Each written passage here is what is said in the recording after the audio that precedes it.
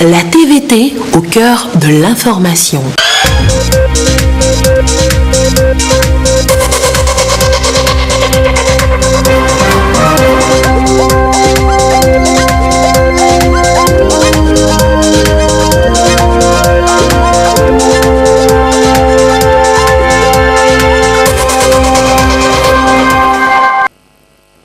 Il est 20h, bonsoir à tous, merci de votre attention. Dans l'actualité ce soir, la loi de finances 2020, le gouvernement compte beaucoup sur les taxes et impôts pour renflouer les caisses de l'État. Comment les mobiliser? Les explications tout à l'heure. Le franc CFA, la disparition prochaine annoncée et son remplacement par l'éco. Ça discute, chacun y va de sa compréhension. Que pense le citoyen togolais? Bon à savoir, et c'est tout à l'heure. Et puis, on avait dit plus de bromotes dans la fabrication du pain. 6 mois après l'annonce de l'interdiction, qu'en est-il sur le marché? Bon à savoir, également restez avec nous. Voilà, madame, monsieur le sommaire, bienvenue. Voici le journal. Séance marathon tout d'abord ce lundi à l'Assemblée nationale, 13e séance plénière de la 2e session ordinaire de l'année. 2 tests ont fait l'objet des travaux des députés. La loi organique sur la Cour constitutionnelle. Le second test porte sur les modifications de la loi organique portant composition et fonctionnement du Conseil économique et social. Les 2 lois sont votées à l'unanimité par les élus présents. Nous reviendrons sur le sujet plus amplement avec d'autres explications et sur le commentaire d'Augustin Cossi dans les prochaines éditions. La loi de finances 2020, je vous l'annonçais tout à l'heure en titre, l'État attend beaucoup des impôts et taxes, des recettes fiscales et non fiscales. Près de 7 milliards sont à mobiliser. Comment cela va se faire? Eh bien, voici les explications de Lucassi.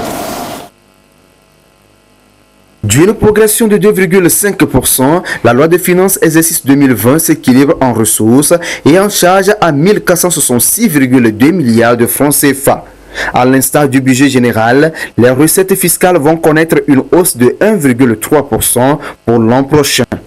Elles sont attendues donc à hauteur de 678,4 milliards de francs CFA. En ce qui concerne les recettes non fiscales, la progression est remarquable. Elle s'établit à 8% pour 75 milliards de francs CFA contre 69,4 milliards de francs CFA en 2019. Cette progression influe positivement les recettes budgétaires du pays. Elle enregistre une augmentation de 27,8 milliards de francs CFA pour atteindre 892 milliards de francs CFA. Les dépenses budgétaires étant tributaires des recettes, elles connaissent aussi une hausse.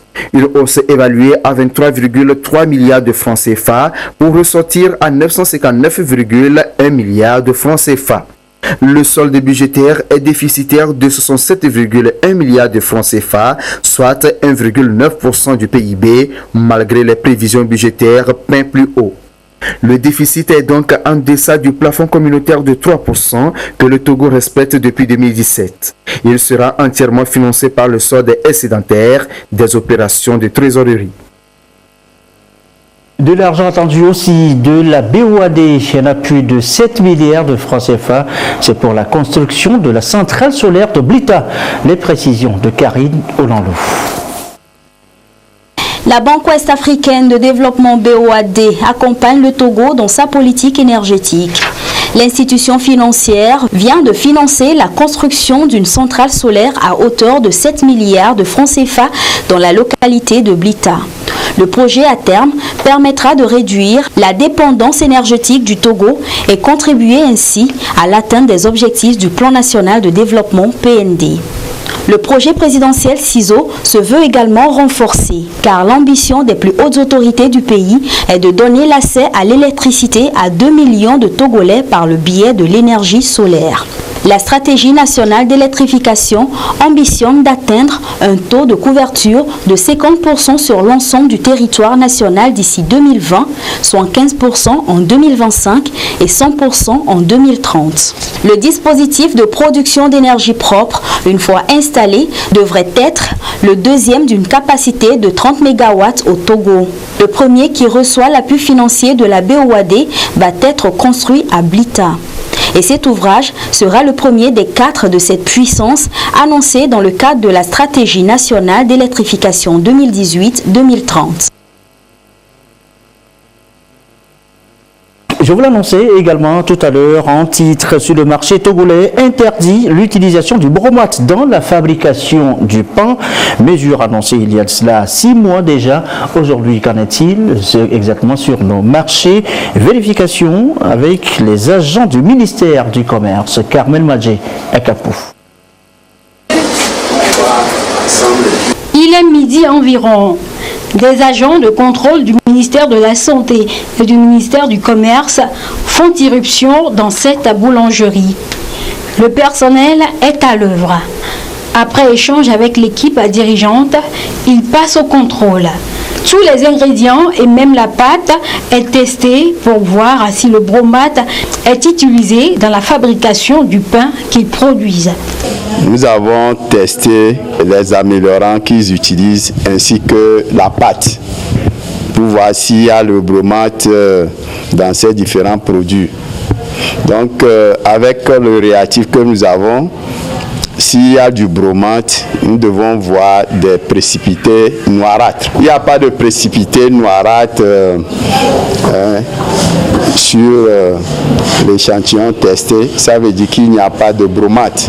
Un peu plus loin, les agents de contrôle rendent la même visite inopinée à une autre boulangerie. Ici, les tests se révèlent positifs. Si quand on a testé, on a vu des précipités noirs dans la farine. Des fois, les améliorants qui sont sur le marché, par exemple la vitamine C, le fabricant peut incorporer à ce produit-là du bromate pour augmenter sa performance. Donc, un boulanger qui va s'approvisionner chez un commerçant d'un tel produit, là, on peut retrouver les traces de bromate dans sa farine ou pâte. Il y a certains quand même qui incorporent le bromate, le bromate sous forme de comprimé directement à la farine. On peut également le détecter si on fait le testing. Donc ce que je voulais conseiller aux boulangers, c'est de s'approvisionner chez les commerçants qui disposent d'une autorisation de mise sur le marché. La Ligue des consommateurs togolais était de la partie. Elle donne ici son opinion. Notre désir, c'est que nous tous nous consommons ce qui est mieux pour notre santé. Et donc, nous allons continuer ce contrôle. C'est depuis le 13 juin dernier que l'utilisation du bromate a été interdite dans la fabrication du pain. Les équipes de contrôle des ministères de la Santé et du ministère du Commerce se disent prêtes à tout mettre en œuvre pour protéger la population de tout produit qui pourrait nuire à la santé. Il vaut mieux y penser dès à présent. L'INAM sensibilise les étudiants à l'Université de Lomé sur l'assurance maladie. Une séquence de questions-réponses a mis fin à la campagne. Le compte-rendu de Yatar Atem. L'assurance maladie va s'étendre aux étudiants des universités publiques du Togo. Le produit et ses avantages ont été présentés à l'élite de demain. On nous a parlé de la protection sociale, de la solidarité et les leviers de la protection sociale. L'INAM nous a donné l'opportunité à nous les étudiants aussi d'adhérer à leur groupe. Ça nous permet aussi de faciliter la tâche à nos parents du côté financier. Pour réussir ce projet, il va falloir que nous, les jeunes étudiants, nous contribuions par nos cotisations. À cette cérémonie, le groupe Orabank, partenaire de l'INAM, a pris l'engagement d'offrir à 500 étudiants une assurance maladie pour une durée d'1 an. Des tablettes et des stages ont été offerts aux étudiants qui se sont bien illustrés en exposant sur leur métier d'avenir. Nos jeunes frères qui sont étudiants ont besoin d'avoir une couverture sociale, d'avoir une assurance santé.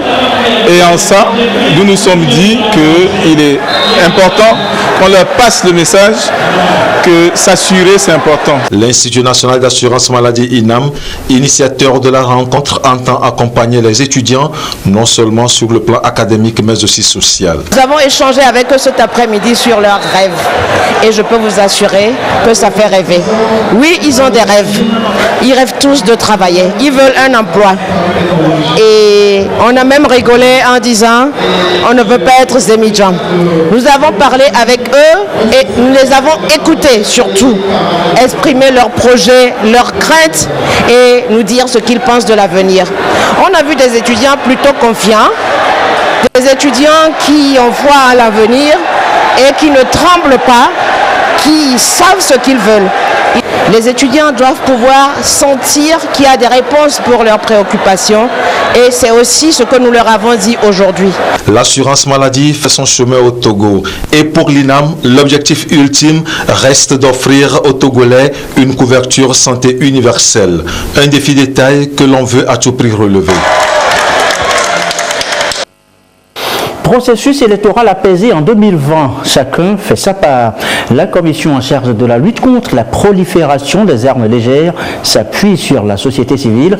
Initiative ici dans la préfecture d'Aguenivé. La campagne de sensibilisation, le récit, Honoré Modjro.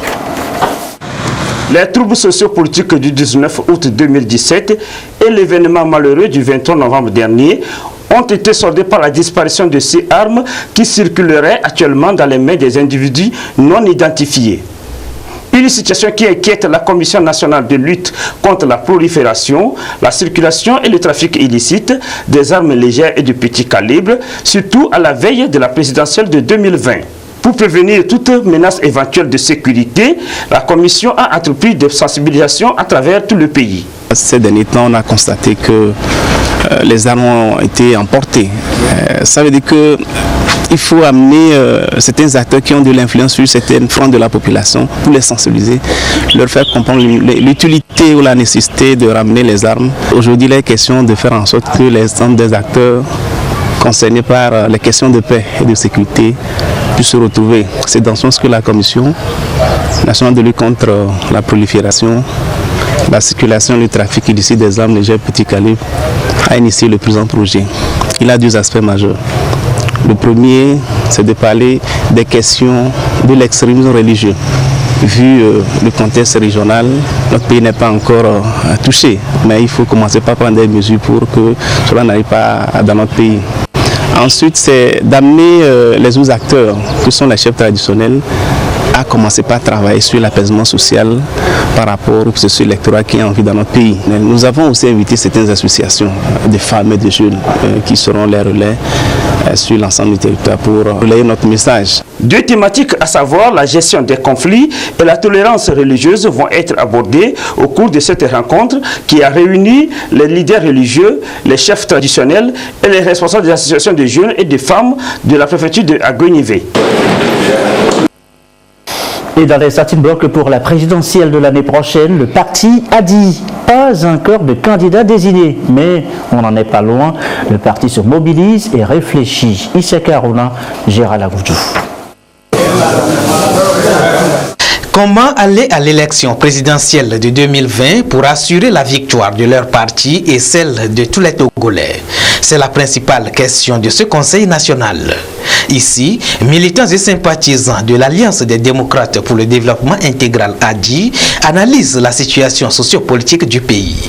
Des réflexions qui leur permettront de définir des stratégies gagnantes lors de la prochaine présidentielle. Il y a deux grandes décisions à prendre. Il faut participer, il ne faut pas participer. S'il faut participer, est-ce que le parti aura son candidat? Le parti va se placer dans une coalition? Le parti va appuyer le candidat de notre parti? Ça, ce sont les décisions qui appartiennent au Conseil national. Nous avons toujours promu une transition, en tout cas un changement, une alternance de manière pacifique.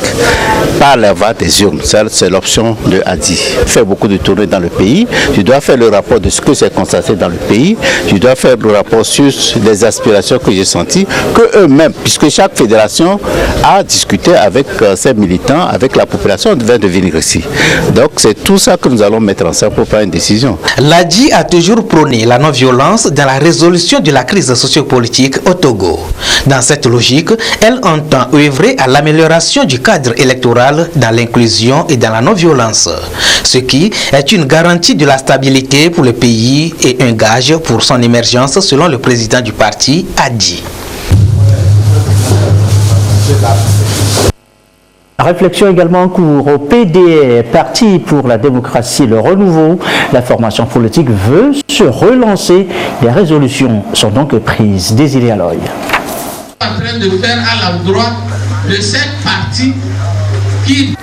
Les militants à la base du Parti pour la démocratie et le renouveau PDR face au bureau national. Les délégués venus de tout le pays sont en conseil national conformément à leur cahier de charge. À l'Héridé, dans la commune Tchaoudjo, 3 points de convergence de tous les délégués du parti. Parti qui se réclame du bien-être pour échanger, imprimer une dynamique et relancer PDR aux convictions propres, suivant le plan de Dieu. Un parti résolument engagé pour la non-violence. L'une des résolutions prises lors de la rencontre, le PDR ne présentera pas de candidat à l'élection présidentielle du 22 février 2020. C'est une rencontre d'échange et de décisions. Et compte tenu de certaines réalités propres à notre parti, le PDR ne présente pas de candidat pour l'élection présidentielle de 2020. Tout va bien, nous sommes là, nous avons choisi Alehirde parce que ici, lors des locales passées, nous avons gagné des sièges. Donc c'est l'occasion de profiter, remercier la population pour cette confiance à laquelle ils ont placé à notre parti et en même temps former nos militants par rapport à la vision du parti. Sinon, tout va bien. Le PDR est en train de se relever et par rapport à ce que nous sommes en train de faire. Le PDR est parti, nous avons des fédérations dans toutes les préfectures. Rencontre d'évaluation et de prise de résolution pour mieux conduire la vie du parti. C'est un devoir, selon le bureau, d'aller vers les populations, les écouter et prendre en compte leurs idées et leurs préoccupations afin de maintenir une bonne harmonie dans le parti. Et que savoir des préparatifs de la présidentielle du 22 février prochain? La CENI nous renseigne, l'institution était devant la presse cet après-midi. L'essentiel, Ramdan Bassina, pour nous le faire savoir. Le 22 février prochain, le corps électoral est convoqué pour la présidentielle de 2020. Mais avant, la Commission électorale nationale indépendante a procédé à la révision des listes électorales. À l'issue de ce processus, il ressort qu'un total de 21 190 personnes ont été recensées sur le plan national et 348 dans les commissions électorales d'ambassade indépendante CAI. Des résultats bruts en attendant la validation du fichier électoral définitif. Quelques indications des résultats qui ont été recueillis à l'issue des deux opérations. En ce qui concerne la révision des listes électorales au plan national, il a été enregistré au total 212 190 compatriotes qui se sont enregistrés. Et de ce total, nous avons noté environ 97 364 femmes et 114 826 hommes. Donc un total de 212 190 enregistrés. Et au plan des CAI, nous avons enregistré au total 348 enregistrés, dont 98 femmes et 250 hommes. Naturellement, la question va se poser de savoir pourquoi le nombre d'enregistrés au plan et dans les pays à l'extérieur est plutôt faible. C'est tout à fait normal. D'abord, c'est une première opération. Et ensuite, comme je l'ai dit tout à l'heure, la nécessité de fournir les différentes pièces qui permettent d'être identifié effectivement comme un national togolais a limité quelque peu la situation, la possibilité d'enregistrement pour un certain nombre de compatriotes. Ce qui concerne notamment le personnel et matériel qu'on peut utiliser à déployer, nous avons eu au total formé 6 730 opérateurs de saisie, desquels nous avons déployé 6 200 sur le terrain pour la conduite des opérations. Nous avons déployé également environ 53 assistants comptables, donc les gestionnaires. Nous avons déployé 550 techniciens de divers niveaux pour la prise en charge de tout ce qui est à faire sur le plan technique. Concernant les centres de vote, nous en avons ouvert 2596 centres de vote et avec 2791 CLC, centres comités de liste et de cartes. Nous avons déployé au total 3015 kits pour le déroulement des opérations. Nous avons 46 CELI et ouvert 6 CAI à l'extérieur. L'audit du fichier électoral est fait par deux missions, celle de l'OIF et de la CEDEAO, pour disposer d'un fichier à jour et répondant aux standards internationaux. L'enrôlement des électeurs et la collecte des données brutes qui s'en est suivi ne sont qu'une étape du processus aboutissant à la constitution du nouveau fichier électoral. Ces données brutes sont donc compilées et traitées pour générer les listes électorales provisoires. Les listes électorales provisoires font ensuite l'objet d'affichage pour la consultation et la vérification par les électeurs de leur inscription effective sur ces listes. Pour la suite du processus, la CENI fait savoir que le dépôt des candidatures démarrera le 27 décembre et prendra fin le 8 janvier 2020. Quant à la campagne électorale pour le premier tour de la présidentielle, elle débute le 6 janvier 2020 et finit le 20 février. D'ici là, la CENI compte bien suivre le chronogramme fixé à cet effet pour une élection transparente et équitable. Je vous annoncer dans le sommaire, c'est le sujet qui alimente toutes les discussions depuis samedi, depuis l'annonce de la fin imminente du franc CFA et son remplacement par l'éco. Ça discute et chacun y va de sa compréhension des mesures annoncées. Que pensent les citoyens togolais du sujet? Gérald Agoudou a promené un peu son micro et sa caméra. Voici ce que ça donne. Déjà, c'est une victoire pour les Africains. C'est une bonne chose. Et si nous, aujourd'hui, on crée nos monnaies, ce serait une bonne chose. Ça, ils ont bien pris une bonne initiative. Il va falloir que cette initiative-là aille jusqu'au bout. C'est quand on aura à parler de la valeur, c'est en ce moment on saura quoi dire aussi par rapport à ça. Un nouveau départ justement dans le circuit économique africain. Et nos sentiments n'étaient que les meilleurs, puisque le groupe est déjà fait, mais le reste, ça dépend de nous-mêmes. Parce que nous devons apprendre à revoir nos mentalités, notre façon de gérer nos économies, comment décentraliser nos économies, mettre en valeur tout ce que nous avons comme ressources internes et externes. Et c'est en ce moment que nous pourrons parler justement de l'indépendance totale. Et voilà donc ce que pense le citoyen togolais de cette annonce du remplacement du franc CFA par l'éco. Dans le reste de l'actualité, cette soutenance de thèse au département de géographie à l'université de Lomé. Problématique exposée, la gestion de l'eau et ses impacts dans la région maritime. Sujet très actuel défendu devant un jury présidé par le Premier ministre. Le compte rendu, Yves Abevivi. Devant le jury composé de professeurs des universités d'Abomey-Calavi et de Lomé, M. Komivi Modi défend sa thèse de doctorat. La gestion des ressources en eau et ses impacts dans la région maritime au Togo est le thème sur lequel il a travaillé pendant plus de 3 ans sous la direction de M. Commissaire Onclassou, maître de conférence à l'université de Lomé. Question centrale de sa recherche, quelles sont les diverses formes de gestion des ressources en eau et leur impact sur les populations de la région maritime? La valeur ajoutée, c'est que les divers comportements qui polluent les sources d'eau de surface, les sources d'eau souterraines.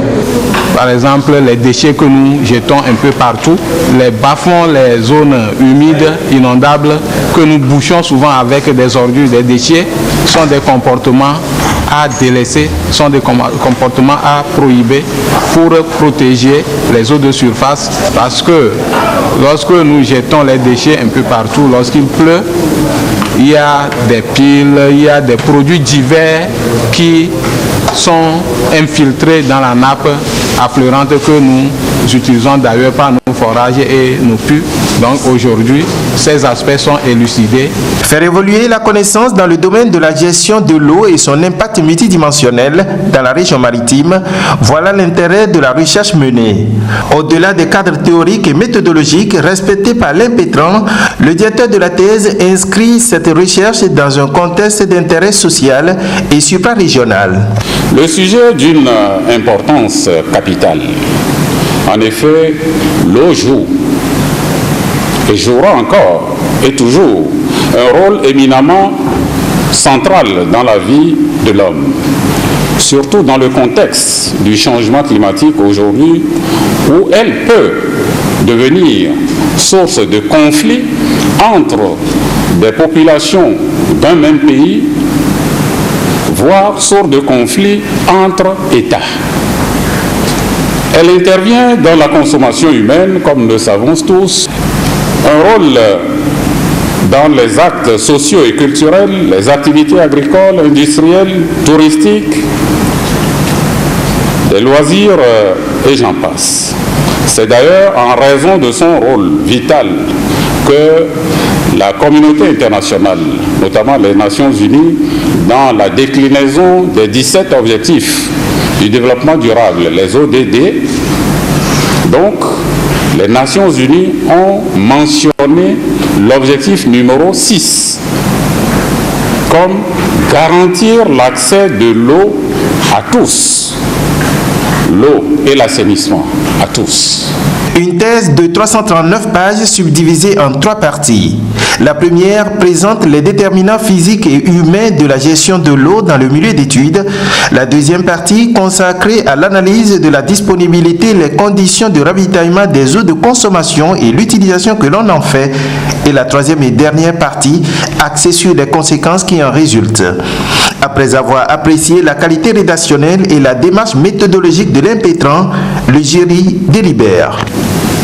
Monsieur Komivi Moudi, à l'issue de la soutenance de votre thèse de doctorat unique en géographie, spécialité géographie humaine, sur la gestion des ressources en eau, les impacts dans la région maritime au Togo. Après en avoir délibéré, le jury vous a jugé digne du grade de docteur en sciences de l'homme de la société, mention géographie, spécialité géographie humaine, a décidé à l'unanimité de vous décerner la mention très honorable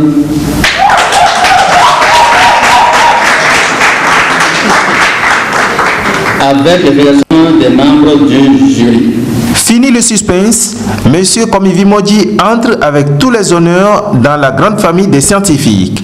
Mais il ne pourra jouir pleinement des privilèges de ce nouveau grade qu'après avoir parfait son document en tenant compte de toutes les remarques et apports du jury.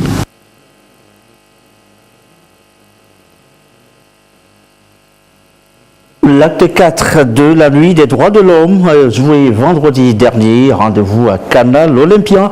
Les efforts des défenseurs des droits de l'homme ont été récompensés. Le CACIT, promoteur de l'événement, appelle à plus de synergie en faveur des droits de l'homme et des enfants en particulier. Le reportage est de Ekouissala. Chacun de ces acteurs et défenseurs des droits de l'homme est primé pour ses différentes actions entreprises au cours de l'année 2019. Ils sont une dizaine dont les efforts sont ici récompensés à la Nuit des droits de l'homme, 4e édition. Cette catégorie sont prises en compte cette année. Droits de l'enfant, environnement, santé, genre, responsabilité sociétale, entre autres. Quand on travaille, surtout dans le domaine associatif, c'est toujours bien d'avoir des reconnaissances qui montrent que ce que vous faites a de l'impact.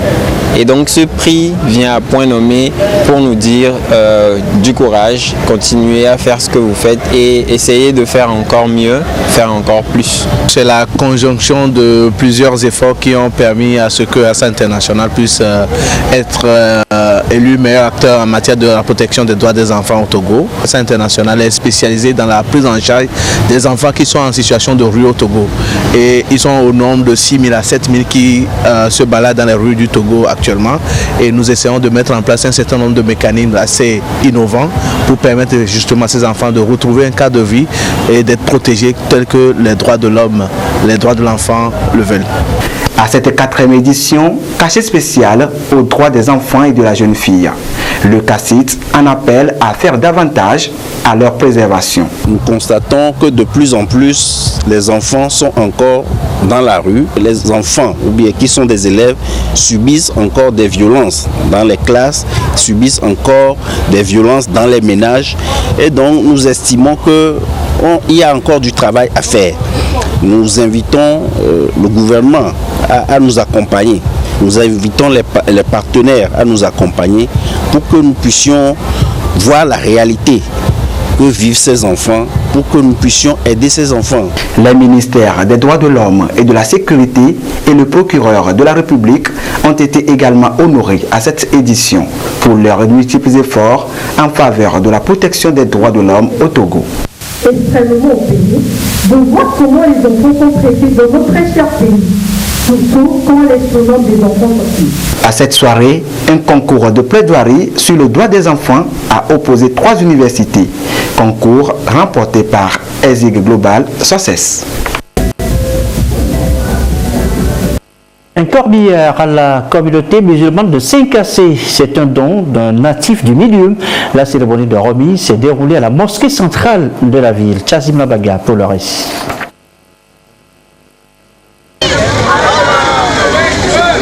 Ce corbillard cristallise la reconnaissance de Ousseini Madzi envers sa communauté, celle qu'il a vu naître et qui a fait de lui le commerçant prospère qu'il est devenu. C'est un geste fraternel qui repose cependant à un besoin réel. C'était un peu difficile parce que nous avons des véhicules qui sont là, mais c'était un peu gâté. On ne peut pas, chaque fois pour aller au cimetière, il faut pousser, on ne sait pas comment faire.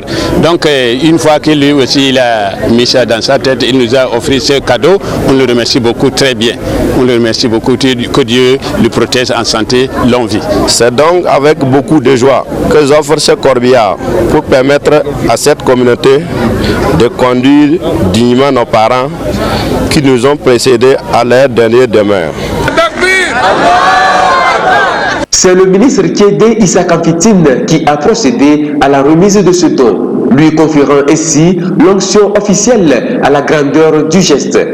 Il a exprimé toute sa gratitude à l'heureux donateur avant d'exhorter la communauté musulmane de Saint-Cassé à renouveler sa confiance au chef de l'État Faure Essouzna Gnassingbé qui a pris des mesures robustes pour garantir la sécurité et la paix dans la préfecture. Sans la paix et la sécurité, a-t-il insisté, aucune activité commerciale ne peut prospérer. J'ai saisi cette occasion pour féliciter le chef de l'État pour le climat de sécurité et de paix qui règne à Saint-Cassé. Sans ce climat paisible, il serait impossible à nous, commerçants, de mener nos activités. Elle a pris la parole pour remercier le chef de l'État pour sa politique de paix et de sécurité à travers laquelle tous les commerçants de Saint-Cassé vaquent librement à leurs occupations. Les villes de Lomé jusqu'à Saint-Cassé, tout est devenu clair, tout est devenu beau grâce au président Faure Essouzna Gnassingbé. On le félicite beaucoup. La grande prière de ce vendredi est spécialement dite pour implorer les grâces et la miséricorde de Allah sur l'heureux donateur. Des invocations ont été faites pour la paix et la sécurité au Togo ainsi que la bénédiction divine sur le président de la République, Faure Essouzna Gnassingbé. Direction maintenant commandée dans la préfecture d'Assoli et c'est par là que nous allons refermer l'édition de ce soir. Commandée qui a vu célébrer tous les 2 ans d'ailleurs sa fête traditionnelle, la fête de soie. C'est une fête de retrouvailles pendant les récoltes. Écho de cette célébration avec Nestor Moussou.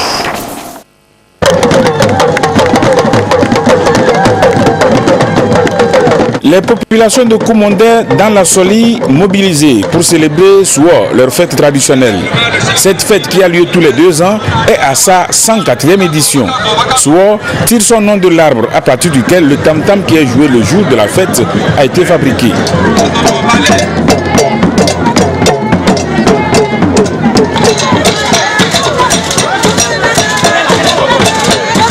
L'histoire a commencé avec une femme du nom de Ablé, du clan Bougoum. Cette femme s'est mariée à un homme du clan Loua du nom de Tchagbedéou. C'est lors de ce trajet pour rendre visite à ses parents que Ablé a découvert le rite de Souo. Chaque année, quand elle passe à un même endroit, comme elle est dotée d'un pouvoir surnaturel, elle a des yeux qu'on appelle communément Knao. Donc elle découvre des esprits qui sont en fête. Donc la première fois, elle les a retrouvés à une étape donnée. L'année suivante, elle est arrivée un peu plus tôt et comme ça, des années durant, elle a essayé de suivre toutes les étapes. Malheureusement, à la dernière année, elle a été surprise par les esprits et ils l'ont arrêtée. Et elle a fait 40 jours chez eux. Elle était allée à la recherche du bois. On l'a recherché durant 40 jours, tout le village est mis en branle, on ne la retrouve pas. Un jour, la voilà qui réapparaît. Donc elle a eu à expliquer à ses parents ce qui s'est passé là-bas, ce qu'on a eu à lui infliger comme truc. Et finalement, on a compris que non, elle n'était pas de mauvaises intentions en les regardant. Donc elle a été dotée. Donc c'était devenu à la suite un rite qui a emballé tout le village, tout le canton. En fait, c'est la fête des moissons.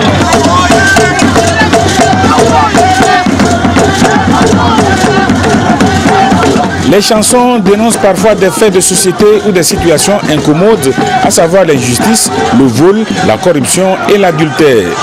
Célébrer Souo, c'est perpétuer ces retrouvailles qui permettent aux filles et aux fils de Koumondé de mieux se connaître et d'échanger au sujet du devenir de la localité. Le représentant du ministre de la Culture, Komla Edjidomele, s'est réjoui de cette célébration qui contribue à la revalorisation de la culture du milieu et qui sert aussi de cadre au foisonnement des idées en vue du développement de Koumondé.